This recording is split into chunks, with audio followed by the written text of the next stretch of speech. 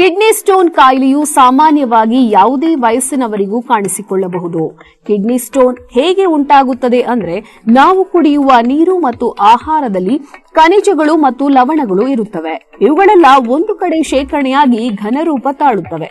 ಇವು ಮೂತ್ರಪಿಂಡದೊಳಗೆ ಹೋಗುವವರೆಗೆ ನಮಗೆ ನೋವು ಕಾಣಿಸಿಕೊಳ್ಳುವುದಿಲ್ಲ. ಮೂತ್ರಪಿಂಡ ಸೇರಿದ ಮೇಲೆ ಪಕ್ಕೆಗಳಲ್ಲಿ ನೋವಿನ ಅನುಭವವಾಗುತ್ತದೆ. ಸೊಂಟದ ಭಾಗ ಬಿಗಿದಂತಾಗಿ ನೋವು ದಿನೇ ದಿನೇ ಹೆಚ್ಚಾಗುತ್ತದೆ. ಮೂತ್ರದಲ್ಲಿ ಉರಿ ಕಾಣಿಸಿಕೊಳ್ಳುತ್ತದೆ. ಮೂತ್ರದ ಬಣ್ಣ ಬದಲಾಗುತ್ತದೆ.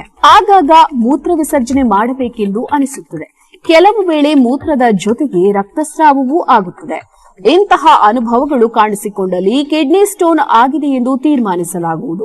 ಕೆಲವೊಮ್ಮೆ ಮೂತ್ರ ವಿಸರ್ಜನೆ ನಿಂತು ಹೋಗುವ ಸಂಭವವೂ ಬರಬಹುದು. ಕಲ್ಲಿನ ಗಾತ್ರದ ಮೇಲೆ ನೋವಿನ ಪ್ರಮಾಣ ಗೊತ್ತಾಗುತ್ತದೆ. ಹೆಚ್ಚು ನೀರು ಕುಡಿಯದಿದ್ದರೆ ಅಥವಾ ಆಹಾರದಲ್ಲಿ ಹೆಚ್ಚು ಉಪ್ಪು ಸೇವನೆ, ಜಿಡ್ಡಿನ ಆಹಾರ, ಮಸಾಲೆ ಸೇವನೆಯಿಂದಲೂ ಕಿಡ್ನಿ ಸ್ಟೋನ್ ಉಂಟಾಗುತ್ತದೆ.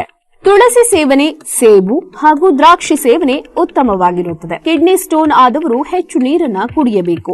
ದಿನಕ್ಕೆ 4 ರಿಂದ 5 ತೊಟ್ಟು ನಿಂಬೆರಸ ಸೇರಿಸಿ ಕುಡಿಯಬಹುದು. ತುಳಸಿಯನ್ನು ಸಹ ಸೇರಿಸಬಹುದು. ಫ್ರಿಡ್ಜ್ ನಲ್ಲಿ ಶೇಖರಿಸುವ ಆಹಾರ ಸೇವನೆಯು ಆರೋಗ್ಯಕ್ಕೆ ಒಳ್ಳೆಯದಲ್ಲ ಮತ್ತು ಕರಿದ ಆಹಾರ ಪದಾರ್ಥಗಳು ಕಡಿಮೆ ಮಾಡಿ. ನಮ್ಮ ಸಿದ್ದಲಿಂಗೇಶ್ವರ ಆರೋಗ್ಯಧಾಮದ ಔಷಧಿಗಳು ಕಿಡ್ನಿ ಸ್ಟೋನ್ ಸಮಸ್ಯೆಯನ್ನು ಗುಣ ಮಾಡುತ್ತವೆ.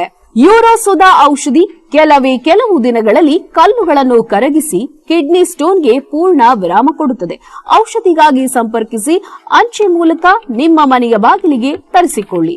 ನಮ್ಮ ದೂರವಾಣಿ ಸಂಖ್ಯೆ 8197885537.